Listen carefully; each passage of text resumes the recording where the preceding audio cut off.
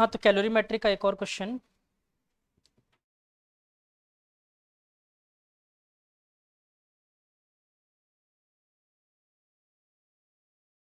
और संयोग से लास्ट क्वेश्चन है कैलोरीमेट्री का। when 0.4 kg when 0.4 kg of water at 30 degree centigrade is mixed with 0.15 kg of water at 25 degree centigrade, at 25 degree centigrade contained in a calorimeter.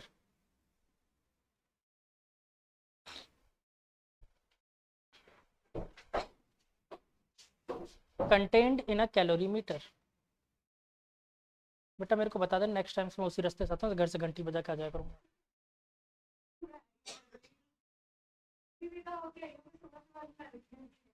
School dress में आ जाते। Yellow T shirt थी तो सही, school dress.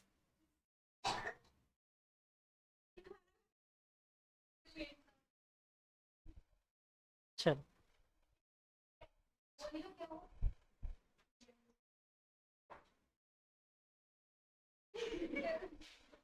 इतनी दूर से भी चलेगा कम्युनिकेशन। पानी पियो, पानी पियो, पानी पियो, पानी पियो। और क्लास के लास्ट तक ये पानी मुंह में रहना चाहिए, खत्म नहीं होना चाहिए, खत्म नहीं होना चाहिए पानी। वापस भरो, वापस भरो।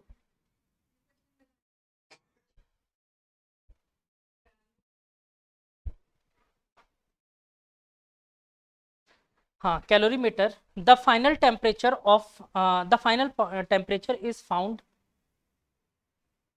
To be 27 degree centigrade. Find the water equivalent. और वापस बॉटल भर देगी, 1 मिनट उसको पी लेने पहले पानी।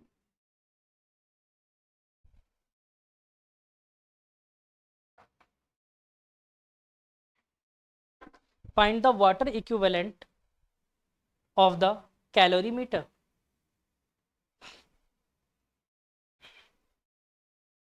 अब देखो क्वेश्चन पहले समझो, या तो रीड करके समझना चाहते हो मैं समझाऊं?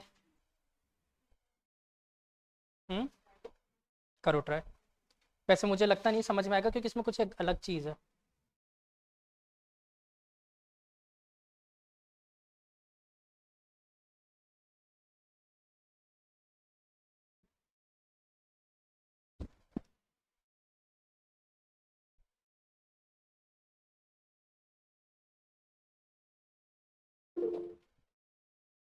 सर एक बार वैल्यू रिपीट कर दीजिए।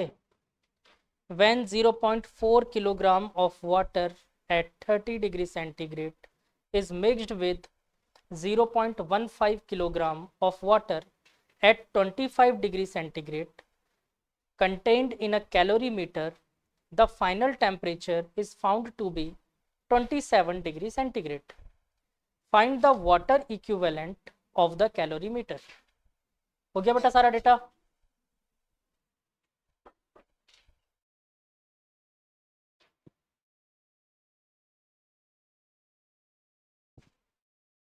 देखो कैलोरीमीटर एक बार समझ लो थोड़ा सा। कैलोरीमीटर बच्चों एक डिवाइस होता है, जैसे मान लो आपका थर्मोफ्लास्क, ठीक है। इसमें जैसे ही मैं दो चीजों को मिक्स करूंगा तो हम ये मानते हैं कि उसमें प्रेजेंट हीट ना तो सराउंडिंग में जा सकती है, ना सराउंडिंग की हीट कैलोरीमीटर के अंदर आ सकती है, ठीक है। तो यहाँ पर कैलोरीमीटर का भी तो टेम्परेचर बढ़ रहा है, तो भाई उसकी भी स्पेसिफिक हीट चाहिए फिर तो मुझे। तो इसने बोला कि मान लो कैलोरीमीटर खुद भी वाटर है, ठीक है। तो कैलोरीमीटर का मास वाटर अज्यूम करते हुए कैलकुलेट करके बताओ, इसलिए बोला उसने वाटर इक्विवेलेंट, ठीक है। तो कैलोरीमीटर को अपन ने क्या मान लिया, एक वाटर सैंपल मान लिया, और उसके लिए आप उसका मास निकाल के बताओ, ठीक है।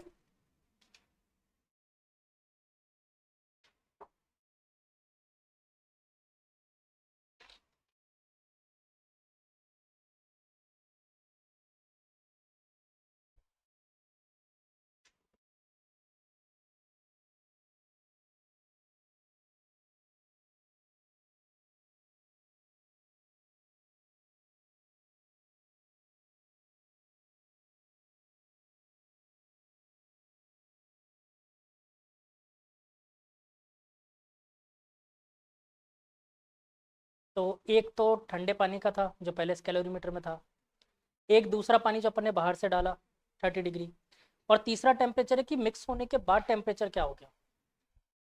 तो सबका टेम्परेचर 27 हो गया होगा ना, कैलोरीमीटर का भी, दोनों वाटर का भी।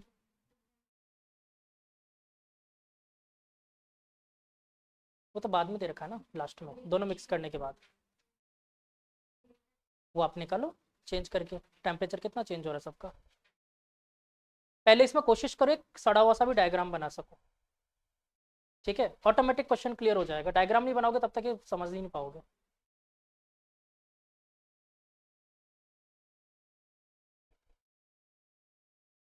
मैं हेल्प करूं?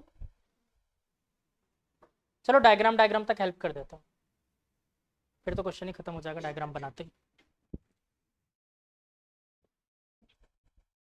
वैसे बुक में डायग्राम नहीं दे रखा है, मेरी तरफ से बता रहा हूँ। तो ये बच्चों कैलोरीमीटर एक डब्बा बना दिया। अच्छा ये बताओ, जिसमें जब पहला पानी रखा हुआ था, वाटर कंटेंट, हाँ बेटा बिल्कुल, जब पहला वाटर इसके अंदर रखा हुआ था उसका टेम्परेचर कितना था? 25 डिग्री सेंटीग्रेड। तो इसका मतलब कैलोरीमीटर का भी इनिशियल टेम्परेचर क्या रहा होगा?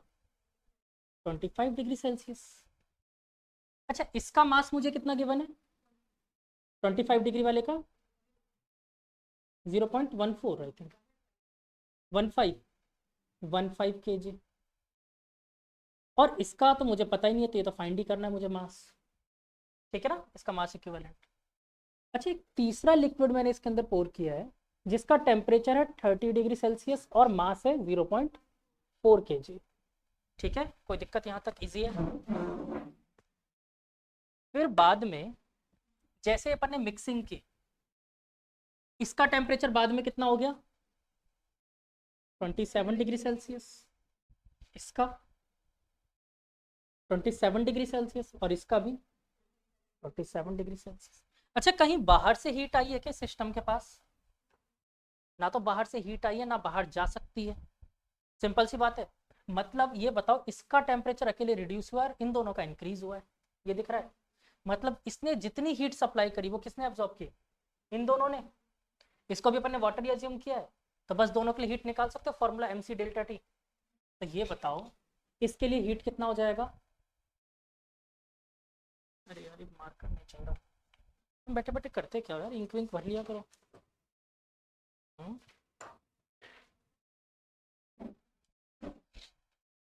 ये मजबूर है। बताओ डेल्टा टी कितना है इसमें?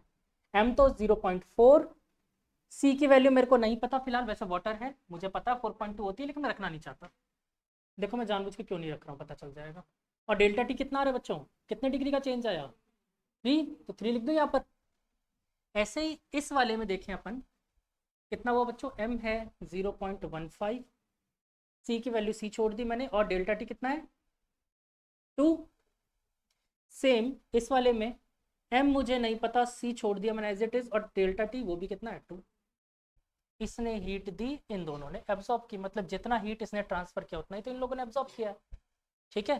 तो मैं क्या बोल सकता हूँ, 0.4 इंटू 3 कर दूँ डायरेक्ट, कितना हो गया? 1.2। तो 1.2 c is equal to 2mc plus 0.3 c। थोड़ा सा अगर कॉमन सेंस है, सी सी सी गुजर गए, रखने की जरूरत नहीं थी, ठीक है। तो मुझे m निकालना है, इसको इधर भेज दें। 0.3 1.2 में से 0.3 गया, कितना बचा? 0.9 इज इक्वल टू 2m। तो बच्चों m कितना आ गया divided by 2? 0.45 kilogram is equal to. अच्छा मैंने तो कहा था सिर्फ डायग्राम बताऊंगा,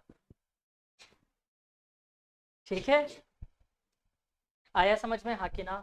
ये वाटर इक्विवेलेंट है, ध्यान रखना, कंटेनर का मास नहीं है ये, कंटेनर को वाटर मान के हमने सॉल्व किया है, ठीक है ना।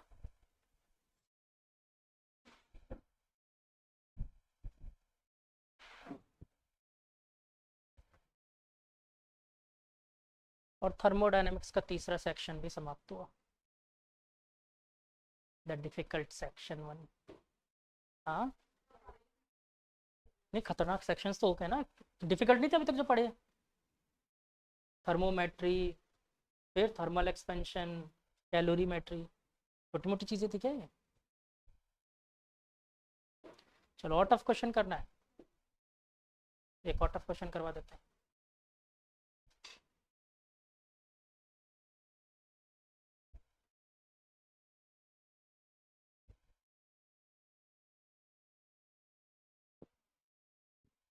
अच्छा कल मैंने एक चीज़ लिखवाई थी आप लोगों को, वाटर का स्पेसिफिक हीट, जहाँ पर लिखवाई थी वो पेज निकालो और उसमें लिख दो इक्वल टू 1 कैलोरी। 4.18 लिखा था ना अपन ने, 4.18 जूल इक्वल टू 1 कैलोरी होता है वो। ठीक है,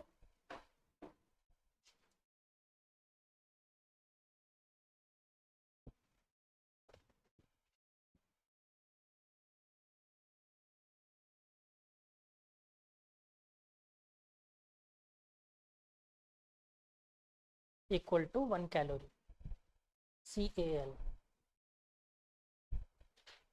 Cl मत लिख देना, वो क्लोरीन हो जाता है।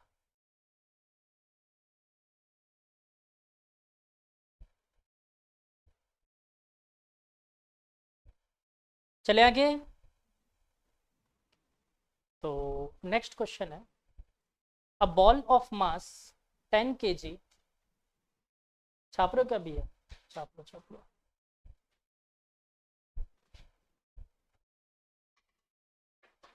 आज बढ़िया अलग अलग बैठा है, शांति लग रही क्लास में।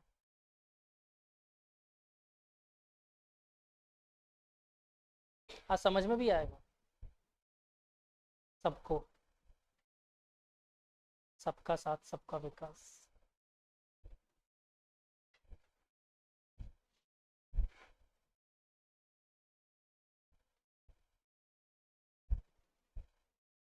अब जी मोटर खराब हो गई है, ठीक है शाम में हम आलू गोभी बना लेते हैं।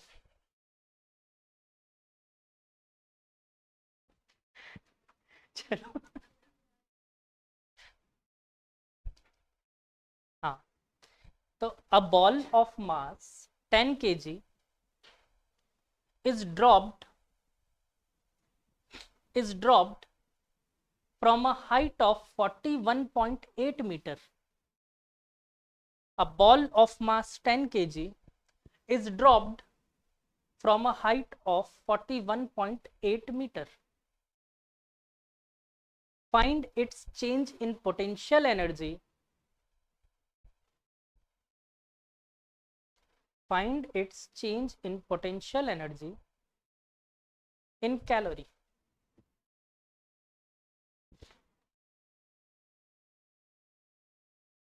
A most difficult question, जल्दी कर दो।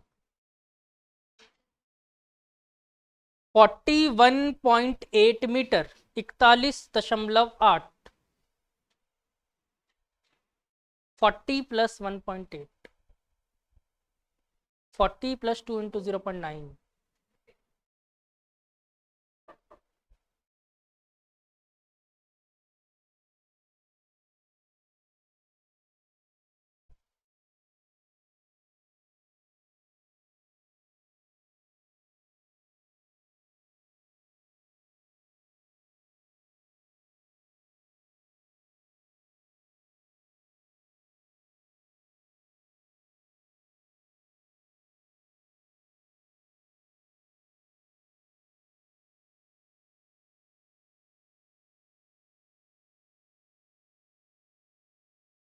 क्या होता है पोटेंशियल एनर्जी का फॉर्मूला?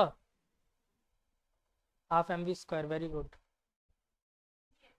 इतना रटवाया था मैंने mgh बोल बोल के, फिर भी बस mgh निकालो, जूल में आएगा। ठीक है, फिर कैसे सॉल्व करेंगे आगे? 4.18 जूल इक्वल टू 1 कैलोरी। तो 1 जूल में कितने कैलोरी? 1/4.18। तो 4180 जूल में कितने कैलोरी? 1000 कैलोरी। आंसर।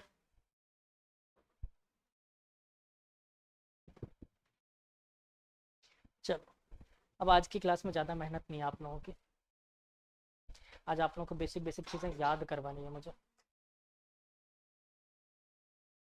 केमिस्ट्री में पढ़ लिया ना सबने thermodynamics?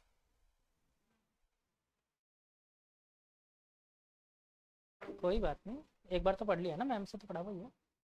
What is Gay Lussac law? What is Gay Lussac law?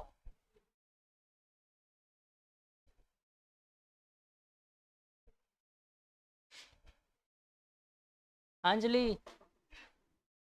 याद नहीं है। What is Charles law, what is Boyle's law, what is Avogadro law? ये सब थे, पढ़ा नहीं, ध्यान नहीं दिया क्या? हाँ बिल्कुल, एवोगाड्रो लॉ मोल में पढ़ते हो, बाकी सब इधर पढ़ लेते हो। एक्चुअली में देखो, इसमें पूरी मिस्टेक आपकी भी नहीं है, इसलिए नहीं है क्योंकि ये चैप्टर केमिस्ट्री के सिलेबस से आपके हट गया, स्टेट्स ऑफ मैटर। ठीक है, बट कोई टेंशन की बात नहीं है, फिजिक्स में पढ़ना ही है, लेकिन इसके क्वेश्चन केमिस्ट्री में मिलते हैं और आप लोगों ने देखा भी होगा। थर्मोडायनेमिक्स के क्वेश्चन में कई जगह टांग अड़ा रखी होगी इन लॉज ने। ठीक है, और मैं बताऊंगा, इनके नाम नहीं पढ़ते बस आप, लेकिन पढ़ते तो सारे प्रोसेस पढ़ के आए हो। ठीक है, चलो एक एक सिखाएंगे आज, याद करवाएंगे सबको। तो आज मेन टारगेट है मेरा याद करवाना। चलो कैलोरीमेट्री समझ में आया अच्छे से, कोई प्रॉब्लम? सिंपल सी चीज है। अच्छा नीट वाले बच्चों, इसका ध्यान रखना, आप लोगों के एक क्वेश्चन लगभग इसका भिड़ जाएगा। ठीक है, कैलोरीमेट्री का इसलिए भिड़ जाएगा क्योंकि ये सबसे आसान सेक्शन है थर्मो का। ठीक, अब आते हैं अपन हीट ट्रांसफर की तरफ। हीट ट्रांसफर में आप लोगों को पूरा नहीं पढ़ाऊंगा, सिर्फ अभी बताऊंगा, बाद में लास्ट में, थर्मो के लास्ट में पढ़ाऊंगा। रीजन, वरना अगर मैंने पहले हीट ट्रांसफर पढ़ा दिया तो आप लोगों का मन उतर जाएगा हीट ट्रांसफर से, थर्मोडायनेमिक्स से। ठीक है, तो इसको सबसे लास्ट में बचा के रखते हैं। तुमने इंक भर दिया था? इंक भर दिया था, चलो गुड गर्ल। चलो, तो बच्चों ये हीट ट्रांसफर होता कैसे होगा, पहले इंट्रोडक्शन तो समझ ले, कैसे होता होगा ये हीट ट्रांसफर। अच्छा मैं एक बात बोलूं, ये बॉटल है, इस बॉटल में पानी भरा हुआ है, मैं बोलूं कि इसमें 100 जूल का हीट रखा हुआ है, इज इट राइट और रॉन्ग? व्हाई? किसने रॉन्ग बोला?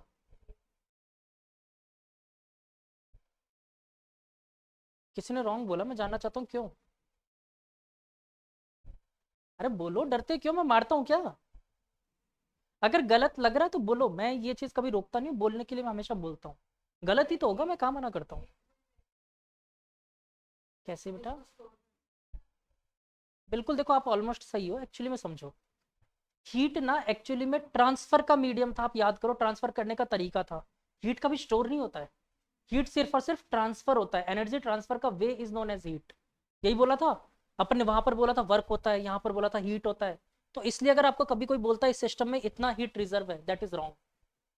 ठीक है, ट्रांसफर कितना हो सकता है, दैट इज हीट। ठीक है, क्लियर है? अच्छा इसी में अलग अलग टर्म्स थर्मोडायनेमिक्स में निकल के आती है, जो फिर स्टोर होता है वो क्या होता है, इंटरनल एनर्जी, याद है? और इंटरनल एनर्जी खुद क्या होता है? What is internal energy? Joule तो यूनिट सबकी वर्क की भी जूल ही है। देखते हैं क्या होता है। हाँ बालक, क्या होता है इंटरनल एनर्जी? क्या फॉर्मूला?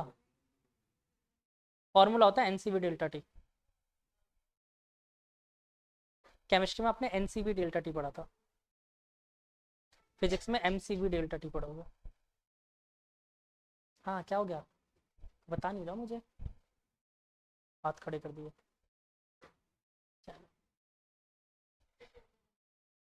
टोटल एनर्जी मतलब ये होता क्या, देखो मैं एक्चुअली में समझना चाहता हूँ कि आपको फिजिक्स के कोई टर्म सुन के समझ में क्या आता है, प्रैक्टिकली उसको इमेजिनेशन किया करो, क्या इमेजिनेशन हो सकती है, ये इंटरनल एनर्जी खुद होता क्या होगा।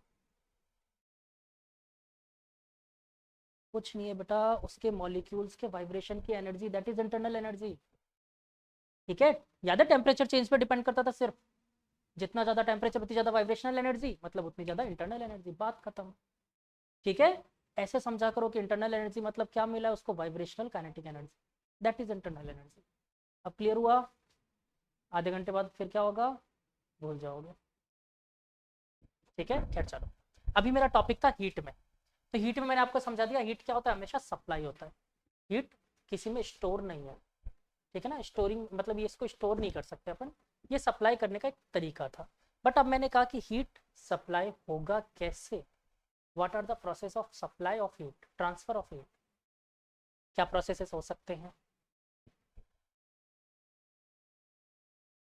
कंप्रेशन की वजह से। ठीक है, और कुछ?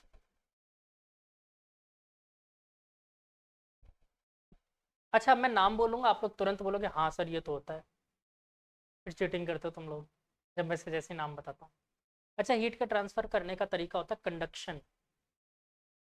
देखो सबने आंसर कर दिया। तीन तरीके होते हैं नॉट ओनली कंडक्शन। पहला होता है कंडक्शन, दूसरा होता है कन्वेक्शन और तीसरा होता है रेडिएशन। आई थिंक प्रीतिका ने आंसर किया था बट इसमें आवाज नहीं आई इसके बोलने मतलब मैसेज करने की।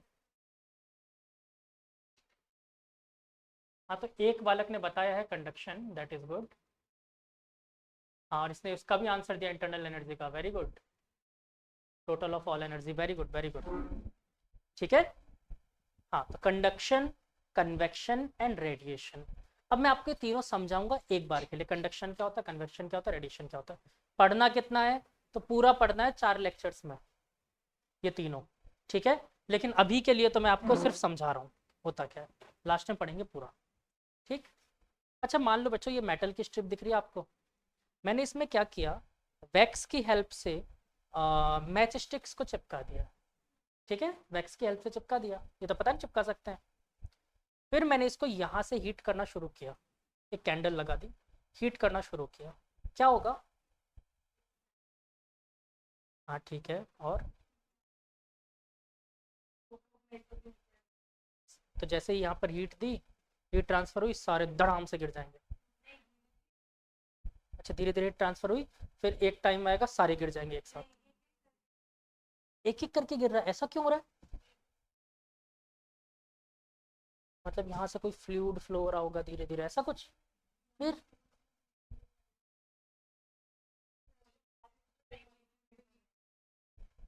ठीक है ठीक है, क्या वैक्स को सही बोल रहे हो। तो बेटा सब वैक्स को सेम टाइम तो लगेगा, ऐसा थोड़ी कि यहाँ पर कम वैक्स डाला है यहाँ पर ज़्यादा वैक्स डाला है, बाकी वैक्स रजिस्ट कर रही होगी। आप फिजिक्स की गलत ट्रेन पकड़ रहे हो, सही ट्रेन पकड़ो। देखो सबसे पहले क्या हुआ बेटा, जैसे मैंने इसको हीट दिया ना, वैसे यहाँ के मॉलिक्यूल्स वाइब्रेट करने लग गए। लेकिन इसके बगल वाले को मैं डायरेक्ट हीट दे रहा था क्या, नहीं। तो इसकी वाइब्रेशन की वजह से बगल वाले बगल वाले मॉलिक्यूल ने भी वाइब्रेशन शुरू किया और उसने उस पॉइंट पर हीट जनरेट कर दिया अपने वाइब्रेशन से। ठीक है, अब उसके बगल में भी दूसरा मॉलिक्यूल था, उसको वाइब्रेशन मिली, उसने हीट जनरेट किया, फिर उसके बगल में दूसरा मॉलिक्यूल था, उसको वाइब्रेशन मिली। देखो एक लाइन से वाइब्रेशन आगे ट्रांसफर कर रही है, तो लाइन से हीट का भी ट्रांसफर हो रहा होगा, इसीलिए वन बाय वन गिरेंगे ये। ठीक है ना, एक ऐसा लगेगा मुझे कि हीट धीरे धीरे आगे की तरफ फ्लो हो रहा है, धीरे धीरे आगे की तरफ फ्लो हो रहा है, मुझे ऐसा फील होगा और पूरा यहाँ तक फ्लो हो जाएगा। इनफैक्ट अगर मैं इसमें बीच में आधा स्टील रखता और आधा कॉपर रखता तो भी फ्लो हो जाता। यानी अगर सॉलिड स्टेट में वाइब्रेशंस की वजह से जो हीट का ट्रांसफर हो रहा है वो क्या होता है, कंडक्शन। क्लियर हुआ, हाँ कि ना। सॉलिड स्टेट में वाइब्रेशन, मॉलिक्यूलर वाइब्रेशंस की वजह से, एटॉमिक वाइब्रेशंस की वजह से हीट का जो ट्रांसफर होता है वो क्या कहलाता है, कंडक्शन। बोलो क्लियर है। इसमें एक ही फिजिकल स्टेट का मतलब था, इसमें दूसरा फिजिकल स्टेट नहीं था। अब आते हैं दूसरे पे। सर्दियों में हम लोग एज यूजुअल हीटर के सामने बैठ जाते हैं। ठीक है, ऐसा होता है ना, आप हीटर चलाते हो और जाके हीटर को पकड़ लेते हो, कॉइल को। क्यों ऐसा नहीं करते, फिर क्या होता है, आप हीटर के सामने बैठ जाते हो और ऐसे दूर से ही आनंद ले रहे होते, ऐसा कुछ होता है। ऐसा भी नहीं करते, तो क्या करते हो। अरे तो क्या करते हैं मैं जानना चाह रहा हूँ।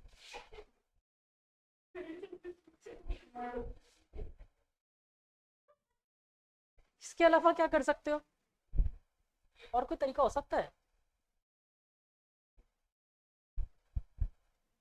ऐसा थोड़ी तकिए के नीचे हीटर रख के सो जाते हो। कुछ तो बेटा और तरीका होता होगा आप लोगों का। तो चलो हम लोग ऐसे दूर बैठ गए, क्या इस बार मॉलिक्यूल का वाइब्रेशन सॉलिड टू सॉलिड पहुंच रहा है क्या मुझ तक, नहीं। बीच में एक दूसरा मीडियम आ गया था, एयर, और लेकिन उससे भी हीट का ट्रांसमिशन हो पा रहा था। और अगेन तरीका वही था वाइब्रेशन का। ठीक है ना, सॉलिड पार्टिकल्स वाइब्रेट कर रहे थे लेकिन उनका वाइब्रेशन कम था।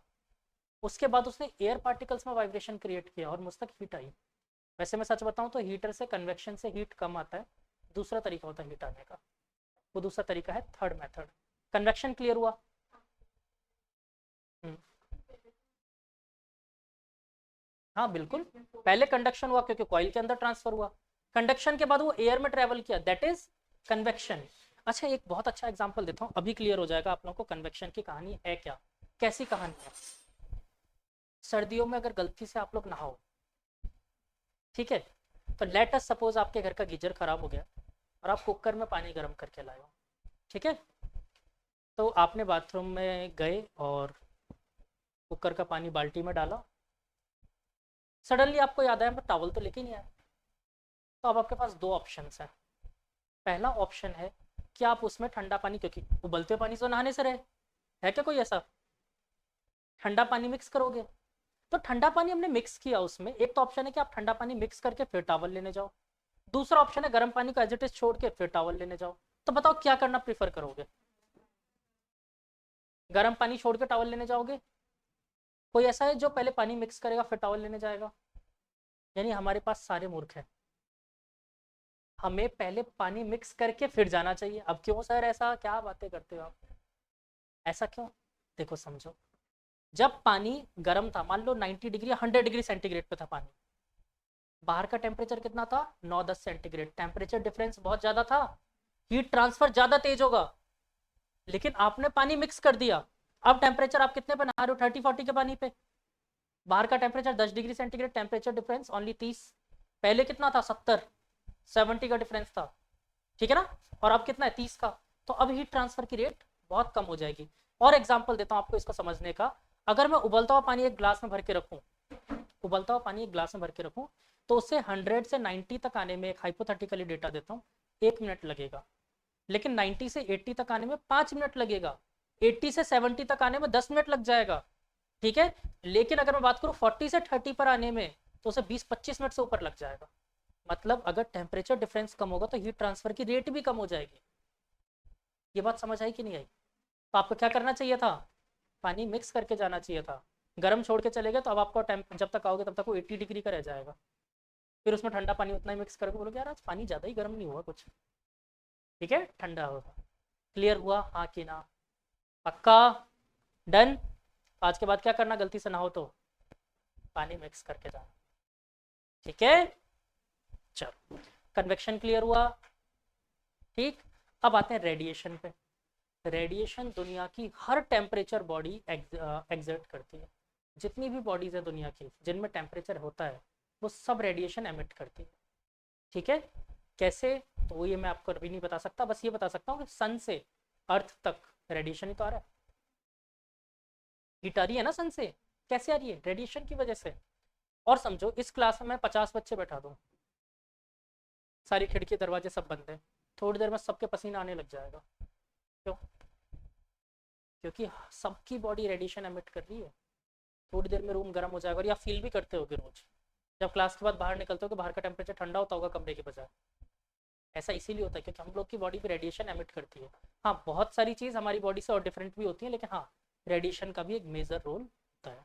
क्लियर हुआ, हीट ट्रांसफर के तीनों मोड क्लियर है, कौन कौन से थे, कंडक्शन, कन्वेक्शन, रेडिएशन। बोलने में क्यों जोर आ रहा है, फिर से बोलो क्या क्या थे,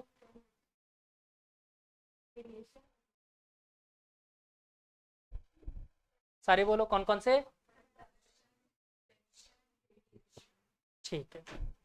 चलो, अब ये वाला सेक्शन भी अपना आज के लिए यहीं खत्म, ठीक है। अब हमें मेनली सेक्शन पे जिस पे जाना है वो है काइनेटिक थ्योरी ऑफ गैसेस, ठीक है। तो मैं पहले ही वार्न कर दूं, हाँ केटी जी, ये फिजिक्स का दूसरा सबसे डिफिकल्ट चैप्टर है, जैसे रोटेशन था वैसे ही ये भी है। लेकिन एक अच्छी चीज़ है इस चैप्टर में, इसका क्वेश्चन हमेशा बहुत आसान आता है, क्वेश्चन हमेशा बहुत ईजी आता है, फिक्स फार्मूला बेस्ड क्वेश्चन आएगा, क्योंकि उनको पता है इसमें ज़्यादा थोड़ा सा भी घुमा दिया बच्चा कर ही नहीं सकता, इम्पॉसिबल हो जाता है, ठीक है। तो क्वेश्चन हमेशा ईजी आएगा इसका। तो मैं आपको फिक्स वो भी बताऊंगा क्वेश्चन कहाँ से आएंगे कैसे आएंगे, और लेकिन एक बार के लिए डेरिवेशन करवाना तो डेरिवेशन भी करवाऊंगा। शुरुआत करते हैं बड़ी आसान आसान चीज़ों से। तो लिख सकते हो काइनेटिक थ्योरी ऑफ गैसेस, केटी जी।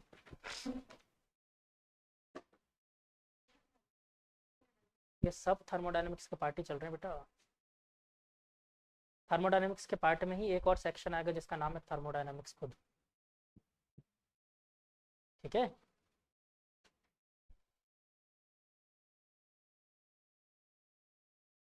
लिख लिया काइनेटिक थ्योरी ऑफ गैसेस, हाँ तो शुरुआत करते हैं।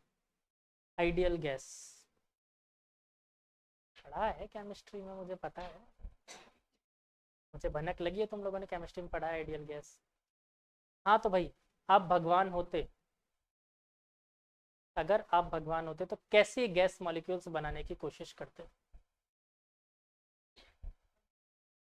कंप्रेस ना हो? नहीं बेटा, वो आइडियल फ्लूइड में होता है। आइडियल गैस में हम चाहेंगे कि वो इजीली कंप्रेस हो, ठीक है ना। फ्लूइड में अलग होता है, गैस में अलग होता है। इनफैक्ट आपको मैं बताऊं, रियल गैस मॉलिक्यूल्स अगर मान लो दो मॉलिक्यूल्स आ रहे हैं और मैं इनको कोलाइड करवाना चाहूँ, ये कभी भी कोलाइड नहीं हो सकते। क्यों? इसके बाहर भी पॉजिटिव चार्ज, इसके बाहर भी पॉजिटिव चार्ज। एक्चुअली में रूम टेम्परेचर पे ये अपने 3 टाइम्स वॉल्यूम में किसी दूसरे पार्टिकल को नहीं आने देता, ठीक है, जिसे वंडरवॉल गैस कांस्टेंट कहते थे आप, ठीक है। तो ये 3 टाइम्स वॉल्यूम में किसी दूसरे पार्टिकल को नहीं आने देता। क्या मैं आइडियल गैस में ऐसा चाहूंगा? नहीं। तो मैं क्या चाहूंगा? ये इजीली कोलाइड कर ले। इजी। क्या ग्रेविटेशन का लॉ लगाना चाहोगे इस पे? mg लगे? नहीं, हटा दो, नहीं लगा रहे, ठीक है। ऐसे ही बनाया अपन ने आइडियल गैस की वो थ्योरी, ठीक। इनके बीच में कॉलिजन कैसा चाहते हो, इलास्टिक या इनइलास्टिक? अगर इनइलास्टिक चाहोगे तो कोफिशिएंट ऑफ रेस्टिट्यूशन पढ़ना पड़ेगा। इलास्टिक करवाओगे? चलो तो फिर इलास्टिक रख लेते हैं। यही किया है, सीरियसली यही किया है। पता नहीं हम लोग क्यों पढ़ते हैं, ऐसे रटते हैं। सीरियसली यही सोचा था यार, कोफिशिएंट ऑफ रेस्टिट्यूशन कौन लगाएगा, छोड़ो, elastic collision. Ideal gas, ideally तो बना रहे, रियल थोड़ी है, ठीक है। Ideal gas. अच्छा, अगर मैं इसको कंप्रेस करना चाहूं तो क्या होगा? इजीली कंप्रेस हो जाएगा। क्यों? क्योंकि कोई इलेक्ट्रोस्टैटिक फोर्स हमने रखा ही नहीं इसमें। तो सबसे पहली बात क्या मैंने कहा, इजीली कोलाइड हो जाए, मतलब कोई भी इलेक्ट्रोस्टैटिक फोर्स नहीं है। इलेक्ट्रोस्टैटिक फोर्स नहीं है तो मैं इसको अगर कंप्रेस करना चाहूँ, इजीली कंप्रेस हो जाएगा। और इतना कंप्रेस हो जाएगा ये कि इस रूम के अलोंग उसका वॉल्यूम कुछ होगा ही नहीं, नेग्लेजिबल। मतलब अगर रूम में पूरा आइडियल गैस पहले भरा हुआ था, मैंने उसको कंप्रेस करना शुरू किया, इतने से पार्ट में लेके आ जाऊंगा पूरे को, ठीक है। यानी सारे मॉलिक्यूल्स पास में आ गए। मतलब इसके रूम के कंपैरिजन में इसका कुछ वॉल्यूम था क्या? नहीं, नेग्लेजिबल वॉल्यूम। क्लियर हुआ? ऐसे ही कुछ कंसेप्ट हैं। तो मैं लिखवाना शुरू करता हूँ एक एक करके। वैसे मैंने ग्रुप पे फोटो भेजी थी सुबह, ठीक है, इसी पॉइंट की, बट मैं अभी लिखवा देता हूँ आप लोगों को। लिख लो पॉइंट, फिर मुझे कुछ याद करवाना है आप लोगों को, वो भी करवाना है। पहले सारे पॉइंट लिखते हैं, फिर समझते भी हैं। हाँ भाई, तो पहला पॉइंट शुरू होता है केटीजी का। मिशन ऑफ तो पढ़ना लिखो। Every gas consist every gas consists of extremely small particles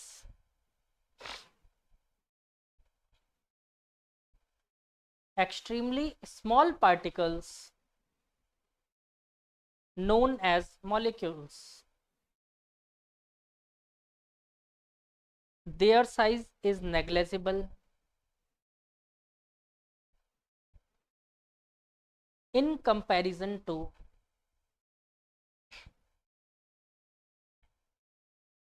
intermolecular distances.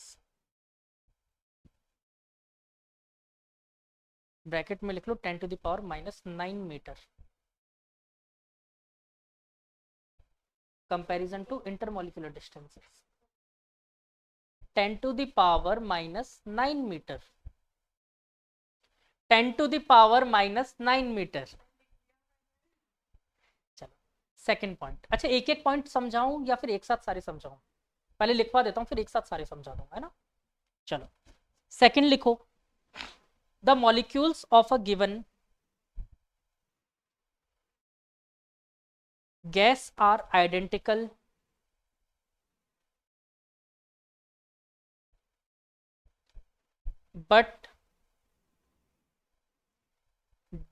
but different than those of another gas। मतलब देखो, अगर एक गैस दिया है तो मैंने सबके मॉलिक्यूल एक ही गैस के क्या होंगे, सेम होंगे। बट अगर दूसरा गैस भी दिया तो दोनों से डिफरेंट होंगे, है ना। The molecules of gas are identical, इसी में ही है ये। The molecules of gas are identical, spherical, rigid and perfectly elastic point masses। spherical, rigid and perfectly elastic point masses को अंडरलाइन कर लो, ये point mass होता है, ठीक है, point masses. Third point,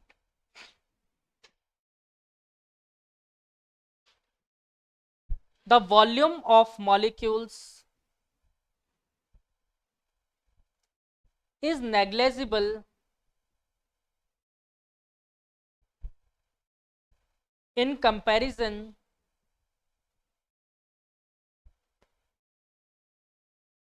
to the volume of gas.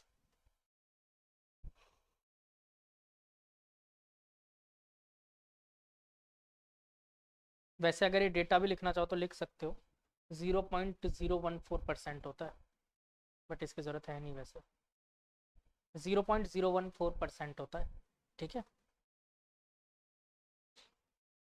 Fourth point, density of gas is constant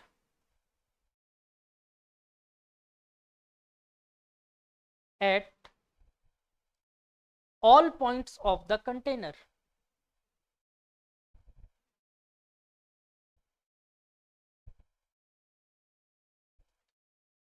Fifth point, the molecules obey OBEY, the molecules obey Newton's laws of motion.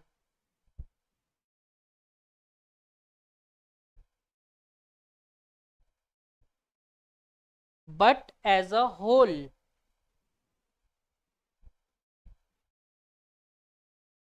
their motion is isotropic.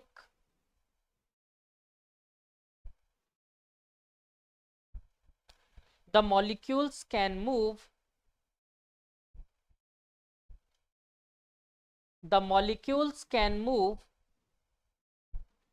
randomly in all possible directions.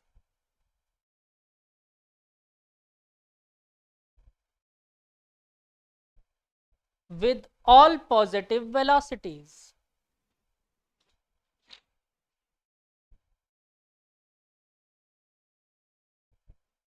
ठीक है. Next, the time spent in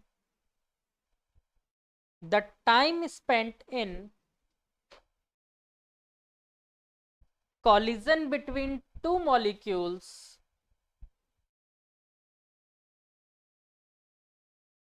is negligible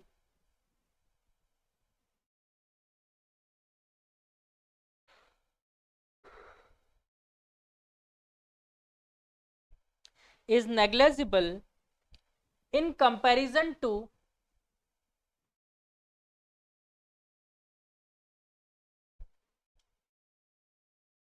time between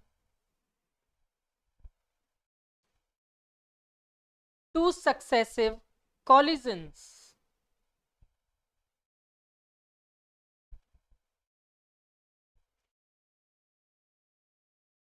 The number of collision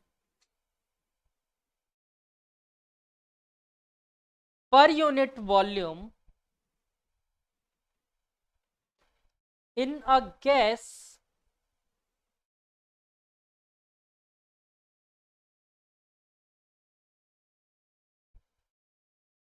remains constant.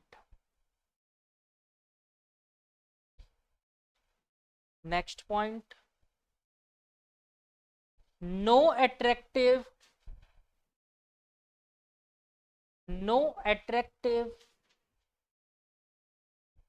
or repulsive force, that is electrostatic force, है ना, no attractive and repulsive force acts between gas molecules. Last point, molecules constantly collide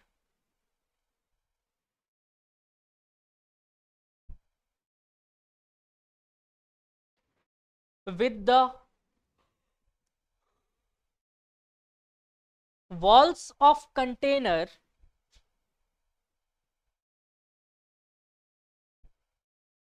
due to which their momentum changes.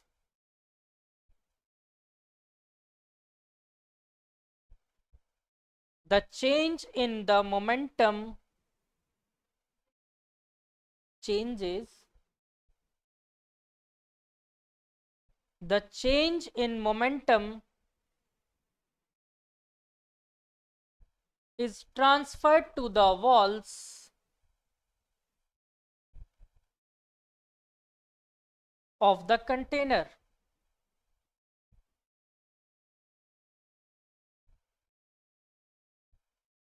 Consequently,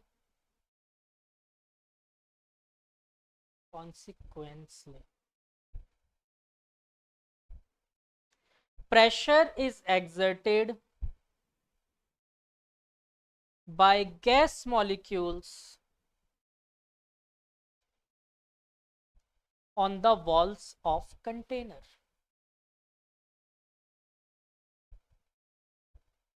By the gas molecules on the walls of container. ठीक है, अब एक एक point को अपन समझते हैं. ठीक,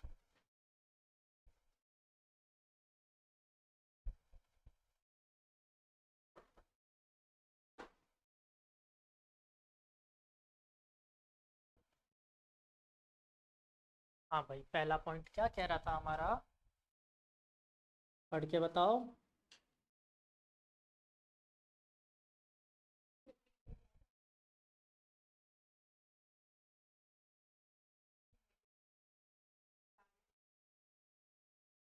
देखो ये कॉमन सेंस था.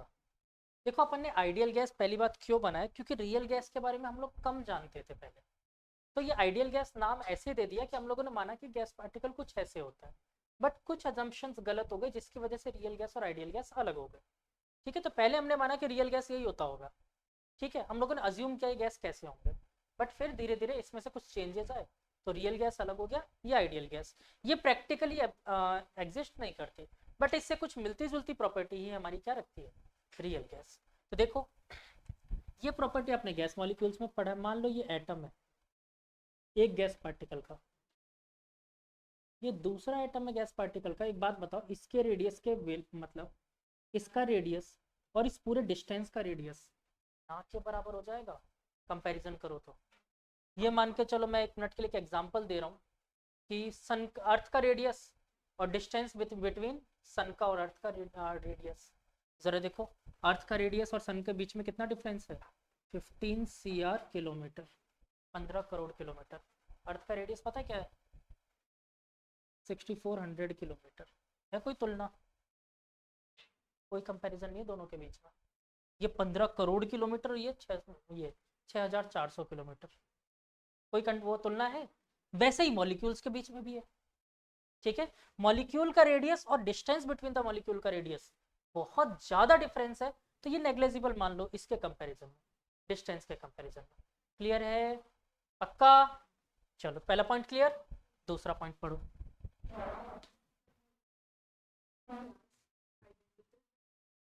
फिर से पढ़ो.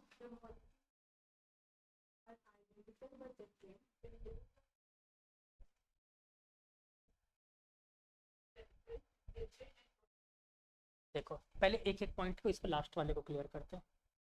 कोई भी मॉलिक्यूल है, इसके बगल में दूसरा गैस मॉलिक्यूल है, ये दोनों आइडेंटिकल होंगे. देखो ये दोनों मतलब दूसरा गैस मॉलिक्यूल का मतलब मैं ये नहीं कह रहा हूँ कोई अलग गैस, सेम गैस. जैसे मैं एक एग्जांपल ले लेता हूँ, हाइड्रोजन के गैस मॉलिक्यूल. जितना बड़ा मॉलिक्यूल ये है उतना ही बड़ा ये है, दोनों स्फेरिकल हैं. ठीक है, और क्या बोला था, रिजिड. ऐसा नहीं होगा कि इस मॉलिक्यूल को पकड़ के मैं निचोड़ू तो नींबू की तरह रस निकल जाए. ठीक है ना, ये रिजिड होंगे, यानी इनकम्प्रेसिबल. ये कंप्रेस नहीं हो सकते अगर मॉलिक्यूल को कंप्रेस करूँ तो. ठीक है ना, और पॉइंट मास, हाँ इलास्टिक. हाँ अगर इनका कॉलिजन होगा तो इलास्टिक कॉलिजन होगा. इनलास्टिक तो रखना ही नहीं था ना. कोफिशिएंट ऑफ रेस्टिट्यूशन पढ़ना है, ई नहीं पढ़ना ना. Elastic collision. और पॉइंट मास तो देखो समझ में आ गया होगा आपको क्यों बोला है, क्योंकि कंपैरिजन में ना के बराबर था। मॉलिक्यूल को नहीं दबा सकता लेकिन गैस को दबाया जा सकता है। क्यों? अगर मैं गैस को दबाऊंगा तो ये डिस्टेंस कम होगी बच्चे, ये वाली, ये कम नहीं होगी। क्लियर हुआ? मॉलिक्यूल को नहीं निचोड़ सकते आप, डिस्टेंस ये वाली कम कर सकते जो इनके बीच में थे डिस्टेंस। अगर कॉलिजन होता है तो कैसा होगा? Elastic collision. क्लियर हुआ पॉइंट? नेक्स्ट पॉइंट पढ़ो।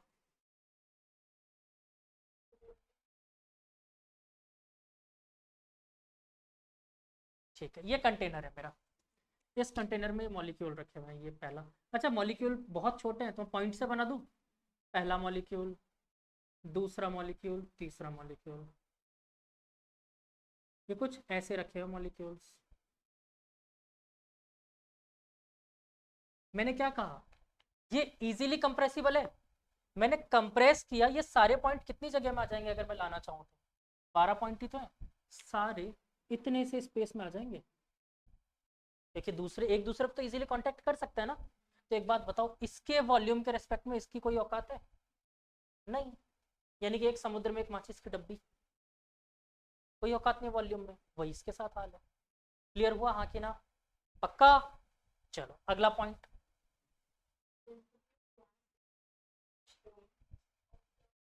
ठीक है, देखो एक्चुअली मैंने यहाँ पर देखो मॉलिक्यूल्स के बीच में सब में इक्वल डिस्टेंस बनाई है। क्यों?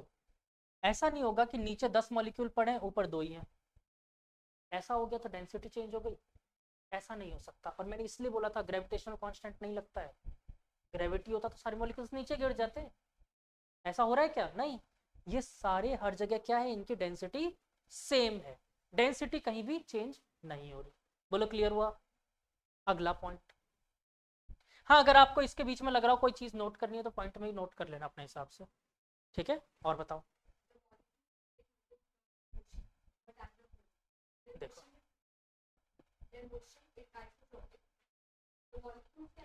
रैंडमली, देखो सिंपल सी बात कह रहा हूँ यहाँ पर, v is equal to u plus a t applicable है। ठीक है, v is equal to u plus a t इस पे एप्लीकेबल है। और जरूरी नहीं है कि एक ही डायरेक्शन में मॉलिक्यूल वाइब्रेट करे, इधर भी जा सकती है, इधर भी जा सकती है, इधर भी जा सकती है, इसकी मर्जी होगी जहां जाएगी, लेकिन v is equal to u plus a t को ऑबे करेगी। ठीक है, डन? कोई पॉइंट कंफ्यूजिंग लग रहा हो तुरंत पूछ लेना, क्योंकि इन पे बेस्ड है पूरा चैप्टर। ठीक, और बोलो।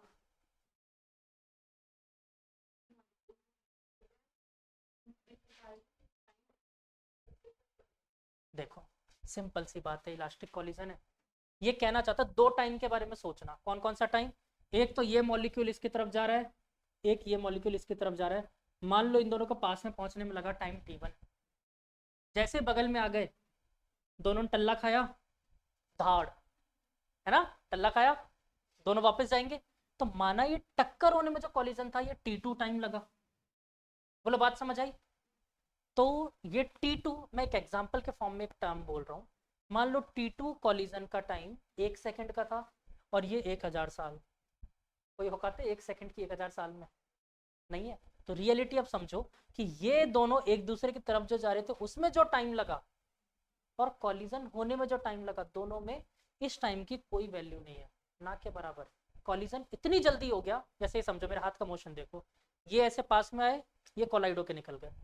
ठीक है ना? तो अब इसी मोशन को मैं ऐसे दिखा रहा हूँ, तो देखो कॉलिजन में कितना सा टाइम लगा, इस पूरे मोशन की बजाय में कॉलिजन में ना के बराबर टाइम लगा है। यही चीज मैं आपको बताना चाहता हूँ। ऐसा रीजन क्यों? समझे पॉइंट, गहराई इस पॉइंट की क्या कहना चाहता है। ये कहना चाहता है कि भाई कोई electrostatic force of attraction repulsion नहीं है। ठीक है ना, कोई electrostatic force of attraction repulsion नहीं है। ऐसा नहीं कि अट्रैक्शन की वजह से चिपक गए हो थोड़ी देर के लिए, ऐसा नहीं है। और ऐसा भी नहीं है कि कोई रिपल्शन की वजह से तुरंत भाग गए हो। सिंपल सा इलास्टिक कॉलिजन है, आए टकराए निकल लिए। ठीक है ना, किसी ने ना तो रोका ना जाने के लिए बोला, तुम आए टकराए चले गए, बात खत्म। क्लियर हुआ? नेक्स्ट पॉइंट बोलो। हाँ हाँ हाँ, देखो, पर अगर मैं नंबर ऑफ कॉलिजन की बात करूं पूरे कंटेनर में, चाहे मैं ये वाला कंटेनर लूं, ठीक है, मान लो ये 1 लीटर का कंटेनर है, एक दूसरा 1 लीटर का कंटेनर बनाया, तीसरा 1 लीटर का कंटेनर बनाया, टोटल नंबर ऑफ कॉलिजन हमेशा सेम होंगे पूरे वॉल्यूम में। एक मॉलिक्यूल की बात नहीं कर सकता मैं कि एक मॉलिक्यूल कितना टकरा है, मुझे नहीं पता, लेकिन मुझे ये पता है पूरे मॉलिक्यूल्स में कितने कॉलिजन हुए वो सब में सेम होंगे, ठीक है ना, सारे कंटेनर्स के सेम होंगे। मतलब 3 कंटेनर लिए, तीनों में 1 लीटर वॉल्यूम ऑफ गैस था, ठीक है।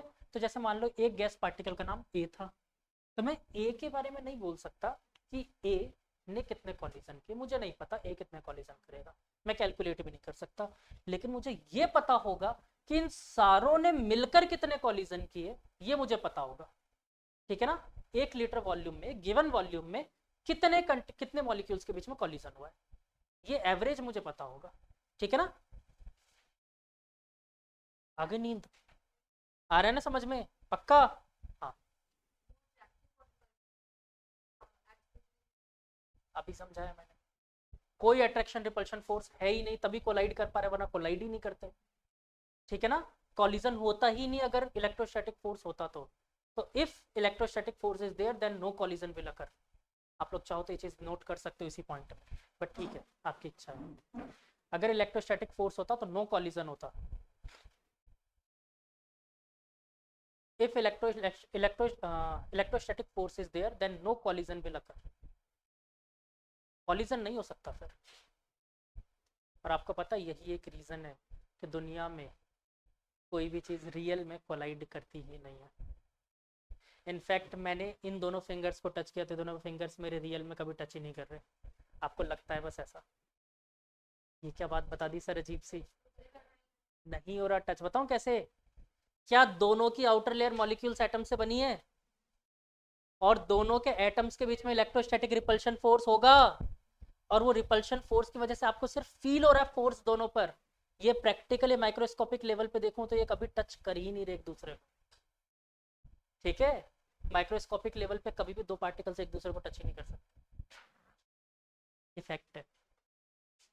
दो पार्टिकल्स कभी भी एक दूसरे को टच नहीं कर सकते रियल में, ये आइडियल में कर रहे हैं, रियल में कभी नहीं करेंगे। इनफैक्ट मैं सॉलिड में बता रहा हूँ, गैस की तो छोड़ो। इनफैक्ट अगर मैं किसी को मुक्का मारता हूँ तो फोर्स कौन सा लग रहा है, इलेक्ट्रोस्टैटिक फोर्स। हाँ सीरियसली, मेरा हाथ थोड़ी उसको टच हुआ है, एक इलेक्ट्रोस्टैटिक फोर्स की वजह से इम्पैक्ट ट्रांसफर हुआ था। क्यों?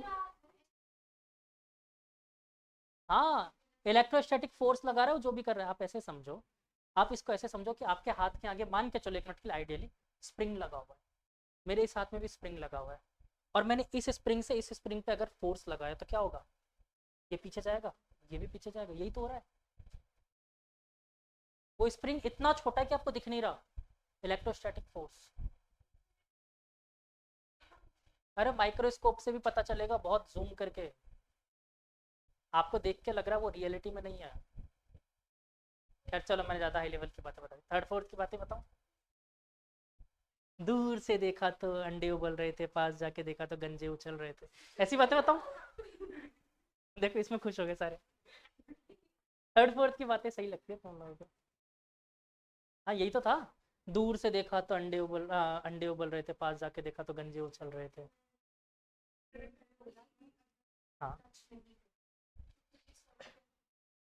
सॉलिड बेटा टच नहीं करते, दोनों के बीच में van der Waal force of attraction होता है, एक लैटिस बनाते हैं, याद दिला, मैंने बताया था लैटिस फॉर्म करते हैं, मॉलिक्यूल्स एक एक पोजीशन ऑक्यूपाई करते हैं, वही सॉलिड तो है मेरे हाथ में भी, मेरे हाथ के मॉलिक्यूल्स भी तो वही सॉलिड है फिर, तो उनके बीच में तो स्पेस था काफी। और जब दूसरा मैंने अगर सोचो अगर उससे ज्यादा पास ले आता मैं, जो चीज आप सोच रहे हो, लैटिस में सॉलिड में ऐसे होते हैं एटम्स प्रेजेंट, ऐसे प्रेजेंट होते हैं, ये बॉन्ड लेंथ होती है, ठीक है, ठीक, ये ऐसे यही होता है, बोलो हाँ कि ना। इसके बगल में और भी क्यूब होता है। दूसरा एटम में इसके पास अगर इस पोजीशन से ज्यादा लेके आ गया ना तो बॉन्ड बना लिया, फिर उसने फिर तो बॉन्ड बना लेगा, इससे ज्यादा पास तो आ ही नहीं सकता, समझ गए। एक फिक्स डिस्टेंस से पहले ही रहेगा, इससे ज्यादा पास आ गया तो बॉन्ड बना लेगा, और यही एक रीजन होता है किसी चीज पे, आप लोगों को तो खैर ये चीज पता ही नहीं होगी, अगर मैंने एक मेटल पे दूसरे मेटल को बहुत ज्यादा फोर्स से मारा तो मेटल चिपक जाएगा उस पर, हाँ चिपक जाएगा उस पर, उसका रीजन यही होता है बॉन्ड लेंथ, ठीक है। कभी वेल्डिंग करते हुए देखा है कैसे करते हैं, छोड़ा, अब ज्यादा और ज्यादा बह जाऊंगा मैं, मुझे उतना ही, मैं खुद को रिजेक्ट करके आता हूँ, मुझे उतना ही बताना है जितना समझ आए, इससे ज़्यादा नहीं बताता मैं। और इसमें तो थोड़ा ज़्यादा ही बह जाऊँगा, इस चैप्टर में मेरा फेवरेट चैप्टर है, इसमें मैं ज़्यादा बह जाता हूँ। चलो, क्लियर हुआ हाँ कि ना? सारे पॉइंट हो गए, एक पॉइंट और बचा है शायद। हाँ बोलो। हाँ प्रेशर, ये कुछ नहीं फालतू की बात। अब ये मॉलिक्यूल्स इधर वॉल्स पे भी टल्ला खड़े होंगे, ऐसा थोड़ी सिर्फ मॉलिक्यूल से जाकर टकराएगा, इधर भी टकराएंगे, और इधर टकराने की वजह से क्या इस पे एक फोर्स लगा रहे होंगे, और वही force per unit area pressure कहलाता है। यही तो कहा है मैंने, प्रेशर क्या होता है? Force exerted by the molecules per unit area. ठीक है, कौन होता है? प्रेशर। आइसोट्रॉपिक मैंने वो वाली बात बताई थी, वहां पर किसी भी डायरेक्शन में जा सकते हैं, v equal to u plus a t लगेगा। ठीक, क्लियर आइडियल गैस। चलो, अब थोड़ी देर पहले पूछा था मैंने, what is Gay Lussac law, what is Charles law?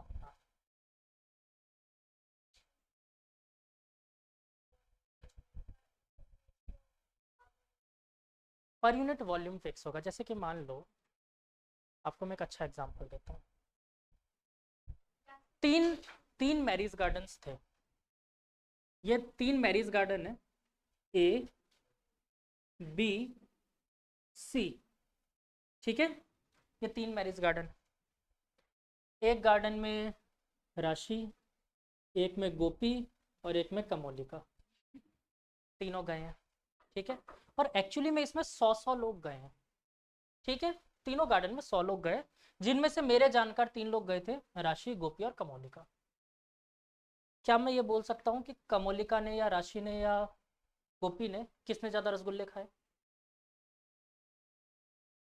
Garden में तीनों में रसगुल्ले थे, मैं बोल सकता हूँ कि किसने इनमें से ज्यादा रसगुल्ले खाए होंगे बिना देखे? मैं नहीं बता सकता कि किसने कितने रसगुल्ले खाए होंगे, लेकिन जब रसगुल्ले बनाए जाते हैं तो एक एवरेज लगाया जाता है। कि मैं एक आइडिया दे रहा हूँ रैंडमली, कि 5 रसगुल्ले पर कैंडिडेट लगा लो, बहुत है। तो यहाँ पर सबने 500 रसगुल्ले ही रखे होंगे, और एक्चुअली में उसमें काम निकल गया। क्यों? किसी ने 7 खाए तो किसी ने 3 ही खाए, तो एक एवरेज तो सबका बराबर था। तो यही मैंने कहा कंटेनर के मॉलिक्यूल्स का, मैं किसी एक का कॉलिजन नहीं बता सकता, किसी एक का कॉलिजन नहीं बता सकता, लेकिन पूरे का कॉलिजन तो बता सकता हूँ ना। तो मैंने पूरे का कॉलिजन बता दिया, हो सकता कोई 3 टल्ले खा रहा हो, कोई 7 टल्ले खा रहा हो। ठीक है, कॉलिजन मतलब टल्ले बेटा, सिंपल। देसी भाषा में चीजें समझा करो, याद रहता, कभी भूलते नहीं है। ठीक है, मैं जानबूझ के करता हूँ ये सब चीजें।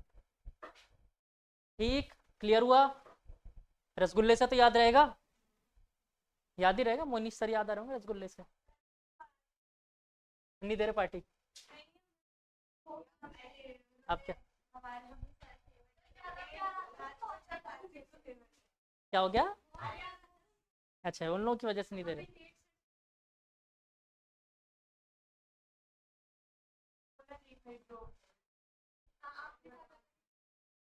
मेरे साथ कैसा ब्रो कोड?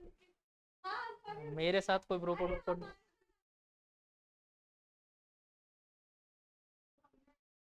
उनसे अगर पूछ लो ना, दोस्त के नाम पे सबसे बड़ा दुश्मन उनका कौन है, तो मेरा ही नाम लेंगे वो।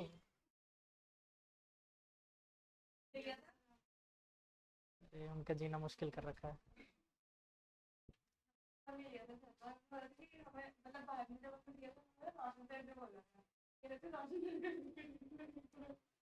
हाँ, सच में देख लो, मैं पार्टी नहीं देता। वो पता है आप लोगों को हटाने के लिए, ऐसे मुद्दे से हटाने के लिए बातें बोल रहे हैं।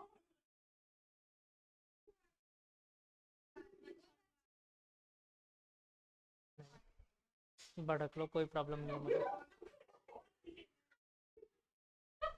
अच्छा, आप लोग भी समझ गए क्या ये बातें? चलो, आगे चलते हैं, आगे चलते हैं। अरे तो मैंने क्या गलत बोला है? हाँ ठीक है, उनको देंगे अलग से पार्टी, तो मैंने भी यही कहा है बेटा। अच्छा बस बस बस, टाइम आउट। आगे पढ़ें, अलग अलग इसलिए बैठाया मैंने क्योंकि ज़्यादा बातें ना हो बीच में। अब एक लास्ट है यार, पूरा करवा नहीं पाऊंगा, कोई बात नहीं, थोड़ी सी चीज़ें और बता देता हूँ। अच्छा, what is the reason of global warming?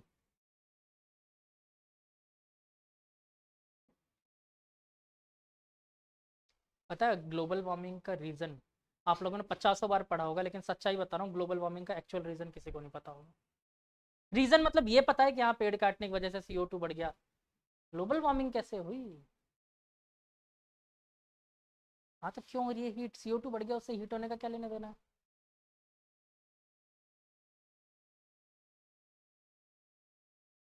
और पता है CO2 is not the biggest problem is SO2,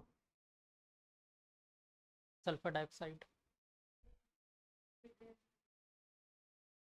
global warming का भी असली फैक्टर SO2 है।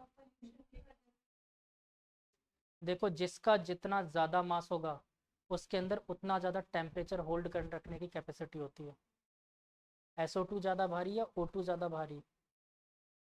SO2। तो SO2 के अंदर हीट रख टेम्परेचर स्टोर करके रख पाने की कैपेसिटी ज़्यादा है। तो अर्थ से आने वाली टेम्परे सन से आने वाली टेम्परेचर दिन में जो आती है उसको CO2 ही स्टोर करके रखता है। ये अच्छा भी होता है, लेकिन हमें इतनी ही मात्रा में चाहिए जितनी हीट अर्थ को ज़रूरत है, उसके अलावा रिफ्लेक्ट कर दे बाहर। अर्थ यही करता था पहले, लेकिन फिर क्या किया हम लोगों ने, CO2 की मात्रा बढ़ा दी, SO2 बढ़ा दिया। अब ये हीट ज़्यादा स्टोर करके रख पाना पड़ा, मतलब टेम्परेचर ज़्यादा स्टोर करके रख पाता था। तो इस वजह से रोज टेम्परेचर आ रहा है लेकिन रिफ्लेक्ट होके नहीं जा पा रहा है। तो क्या हो रहा है, अर्थ वार्म होता जा रहा है। अब क्यों होती है कैपेसिटी ज़्यादा, वो इस चैप्टर में पढ़ेंगे अपन। जो हीट का मतलब रिफ्लेक्शन हो जाता था ना, वो खत्म, बढ़िया था, जितना चाहिए उतना लिया, बाकी निकाल दिया हमने बाहर। बट इसने क्या किया, हद से ज़्यादा स्टोर करना शुरू कर दिया, जो प्रॉब्लम क्रिएट कर दिया। ठीक है, इनफैक्ट ऑक्सीजन भी स्टोर करके रखता है, नाइट्रोजन भी स्टोर करके रखता है। तो अर्थ के सराउंडिंग के लिए जितना चाहिए था उतना काफ़ी था, पर हम लोगों ने छेड़खानी कर दी उससे। ठीक है, आगे चलते हैं। तो अब मैं आप लोगों को ये तीनों लॉज याद करवा देता हूँ, Boyle's law, Charles law and Gay law. ठीक है, इन तीनों लॉज में एक्चुअली में नाम से पंगे आते हैं, और आप लोग इनके नाम के बिना है ना कंफ्यूज हो जाओगे। मैं ट्रिक बता के याद करवा देता हूँ कि इनको कभी भूलो मत, आपकी क्या कांस्टेंट रहता है, क्या कैसे होता है। सबसे पहले बॉयल्स लॉ। तो भाई बॉईल करने में याद रखना, ये तो बहुत सिंपल सी बात है, बॉईल करने में टेम्परेचर कांस्टेंट। ठीक है, दिमाग में बैठा रहेगा। देखो तीनों लॉज बनते हैं PV is equal to NRT से। ठीक है, तीनों लॉज एक्चुअली में PV is equal to NRT इन तीनों लॉज से बना है। ठीक है, बट अभी के लिए फिलहाल मैं आपको बोल रहा हूँ PV is equal to NRT से तीनों लॉज बनते हैं। तो मेरा काम है पहले आपको ये याद हो जाए। ठीक है, मेरा काम है पहले आपको याद हो जाए, फिर तो चलो चलता रहेगा। तो PV is equal to NRT से बनाएंगे सारे लॉज।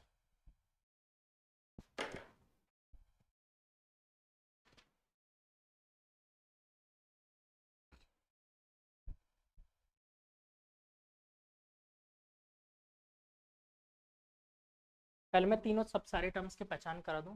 P से मोमेंटम, प्रेशर, ठीक है।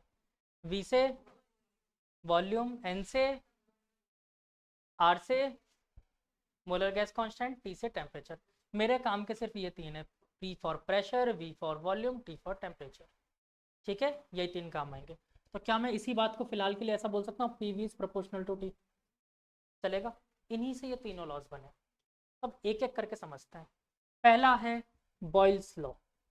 बॉईल करते वक्त याद रखना कौन कांस्टेंट, टेम्परेचर। ये तो याद रहेगा, बॉईल करने से टेम्परेचर। तो एक बात बताओ, अगर इस फॉर्मूले में टेम्परेचर कांस्टेंट, तो क्या बचा, P is inversely proportional to V, या फिर V is inversely proportional to P। Clear हो जाएगा, टेंशन कोई? अच्छा, इसी प्रोसेस को, बॉयल्स लॉ को एक और नाम दिया जाता है, कौन सा process, isothermal process. Temperature constant, कौन सा प्रोसेस था, आइसोथर्मल प्रोसेस। बोलो समझ आया नहीं आया? इजी। अगला पॉइंट लेते हैं, चार्ल्स लॉ। चार्ल्स लॉ को याद रखना कलर टीवी से। कलर टीवी तो ध्यान रहेगा, C for Charles, T for temperature, V for volume. कौन सा proportional, temperature is directly proportional to volume. तो यानी कांस्टेंट कौन बचा, तो प्रेशर कांस्टेंट। तो बोलो याद हो गया चार्ल्स लॉ कलर टीवी से, पक्का? खा लो खा लो। अगला गेलू सेक लॉ, गुप्ता से याद रखना। हाँ पूरा गुप्ता नहीं, बस जीपीटी, चैट जीपीटी, ठीक है ना, जीपीटी से याद रख लेना। तो देखो इस बार कौन कौन बचा, P is proportional to T, उल्टा भी लिख सकते हो, ठीक है ना। कांस्टेंट कौन हुआ, वॉल्यूम। अच्छा अब जरा देखते हैं कौन कौन से प्रोसेस का क्या क्या नाम है। आइसोथर्मल, आइसोबारिक, आइसोचोरिक, अच्छा आइसोकोरिक, ठीक। अरे देखना पड़ता है तुम लोग कितने नींद में हो, जगह पे हो। देखो temperature constant that is isothermal, iso मतलब होता है कांस्टेंट, थर्मल मतलब कौन, temperature, isothermal that means temperature constant. Bar किसकी यूनिट थी, प्रेशर की, तो आइसो बारिक मतलब प्रेशर कांस्टेंट, और आइसो चोरिक इसका मैं कुछ नहीं कर सकता, ठीक है। तो कौन सा प्रोसेस, आइसोकोरिक। डन।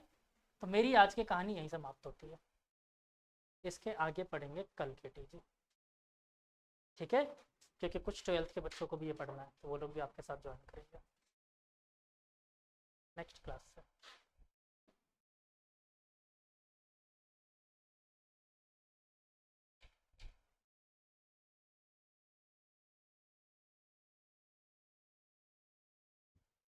हाँ अब इतने पॉइंट में जो जो पढ़ा है अपन ने, कुछ पूछना हो तो पूछ लो अपने पास, क्योंकि टाइम।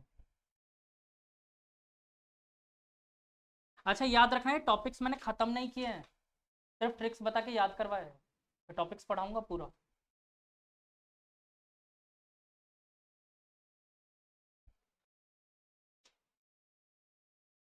अच्छा ट्रिक्स पता क्यों है मेरे पास, क्योंकि मुझे हमेशा कंफ्यूजन रहता था इन तीनों लॉज में, याद नहीं होते थे ये, भूल जाते थे उस टाइम, जब प्रैक्टिकली पहुंचोगे खुद ही पता नहीं चलेगा तीनों में से किस में प्रेशर कांस्टेंट था। अब ट्रिक है इसलिए याद रह जाता है ये, वरना याद नहीं रहता, इसलिए है मेरे पास ये ट्रिक्स, क्योंकि इनके नाम पे पंगा आ जाता है, ठीक है। अभी लॉज मैंने नहीं समझा है, मैं फिर बोल रहा हूँ, ये लॉज एक्चुअली में बहुत कहानी है इनकी, ठीक है, ग्राफ है, कहानियाँ है, बहुत कुछ है, लॉज पूरा डिटेल में समझेंगे। अभी तो बस ये समझा कि असली रूट क्या है इसका, इसका निष्कर्ष यही निकलने वाला है। अच्छा एक मिनट के लिए सोचे, जरा इस लॉ की बात करें, मेरे को ये लॉ पर्सनली बहुत ज़्यादा पसंद है। अच्छा एक मिनट के लिए बोलो, v is proportional to t हो गया, इसका मतलब अगर मैं इक्वालिटी लगाऊं तो v इज इक्वल टू के टी बोल दूं, कोई कांस्टेंट इनटू t, है ना। तो मुझे ये बताओ, टेम्परेचर बढ़ाऊंगा वॉल्यूम बढ़ेगा, सबको समझ आ रहा है, बहुत नॉर्मल सी बात है। टेम्परेचर कम किया वॉल्यूम कम हो गया, टेम्परेचर जीरो कर दिया तो क्या होगा, वॉल्यूम भी जीरो हो गया। टेम्परेचर कम वॉल्यूम कम, टेम्परेचर जीरो तो इसके इक्वल में भी तो जीरो आ गया, वॉल्यूम भी जीरो, उसके नीचे इक्वल भी है बेटा। इसको मान ली वैल्यू 100 है, एक मिनट के लिए सोचो, कांस्टेंट 100 आ गया, तो इधर अगर 100 इंटू जीरो है तो ये भी तो जीरो हो गया, common sense, which is volume भी तो जीरो हो गया। तो क्या मैं आप लोगों के कहे अनुसार एक बात मान लूं, स्पेस में बहुत सी जगह टेम्परेचर जीरो है, कई प्लैनेट्स घूम रहे होंगे जिनका वॉल्यूम क्या होगा, जीरो, मुझे तो पता भी नहीं चल रहा होगा, वॉल्यूम जीरो मतलब गायब, है ना। अचानक से आप स्पेस में जा रहे हो, एक प्लेनेट से टल्ला खा जाओगे और पता भी नहीं चलेगा, होगा क्या ऐसा। तो फिर ये वॉल्यूम जीरो वाली बात सही नहीं है क्या मेरी, गलत है तो फॉर्मूला गलत हो गया फिर तो यार, ऐसे कैसे, लॉ ही गलत हो गया, इस आदमी को काट के फेंको फिर, देख लो इसको सल्टा देना। हाँ फिर क्या पंगा है फिर, एक्चुअली बेटा यहाँ पर एक बात समझना, ये वॉल्यूम पूरे वॉल्यूम की बात नहीं हो रही है, ये वॉल्यूम देखो किसकी बात हो रही है, दो मॉलिक्यूल्स के बीच में जो स्पेस होता है ना, इसको वॉल्यूम कह रहे हैं अपन, दो मॉलिक्यूल्स के बीच में प्रेजेंट स्पेस को वॉल्यूम कह रहे हैं, ठीक है। और देखो जैसे जैसे टेम्परेचर कम होगा ये वॉल्यूम कम होगा, मॉलिक्यूल छोटा बड़ा नहीं हो रहा, मॉलिक्यूल की साइज वही है, और एब्सोल्यूट जीरो पहुंचने पर, एब्सोल्यूट जीरो पहुंचने पर ये वाला वॉल्यूम जीरो हो जाएगा, पूरा मॉलिक्यूल थोड़ी गायब हो जाएगा, मॉलिक्यूल का वॉल्यूम वही है जो था। ठीक है ना। तो इस वॉल्यूम से एक्चुअली मतलब क्या है, फ्री स्पेस बिटवीन मॉलिक्यूल्स।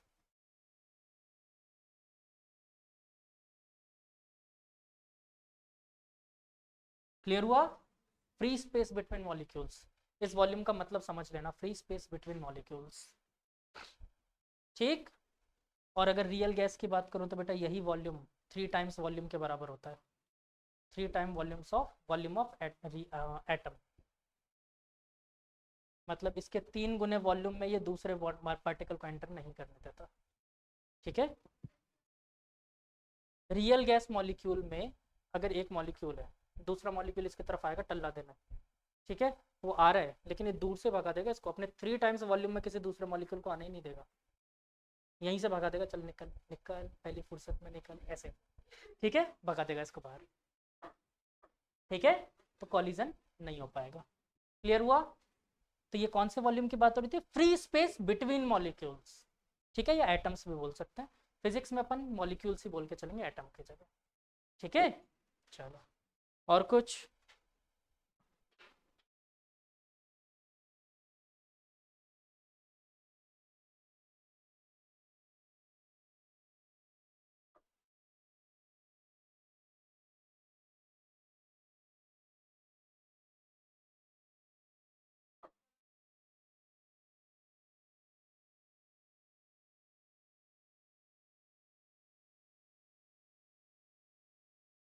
है आज बायो की क्लास आप लोगों की? अरे सर क्या करेंगे इसमें, मैं क्यों दूंगा, मैं मेरे हाथ में नहीं, मैं फिजिक्स पढ़ाने आता हूँ। और अभी दी थी फिजिक्स की छुट्टी मैंने, कल ही, कल ही दी है छुट्टी मैंने, परसों परसों परसों, शनिवार का ऑफ था। वो मेरी गलती थोड़ी है, मैं तो नेक्स्ट ट्यूसडे का भी ऑफ दे रहा हूँ, मतलब कल वाला नहीं, इसका नेक्स्ट ट्यूसडे का। तो इससे पहले फ्राइडे को छुट्टी नहीं दी थी मैंने, पिछले पिछले फ्राइडे 9 तारीख को, मैंने तो दे दी थी ना छुट्टी। फिजिक्स से तो आराम मिल जाता है। क्या हो गया,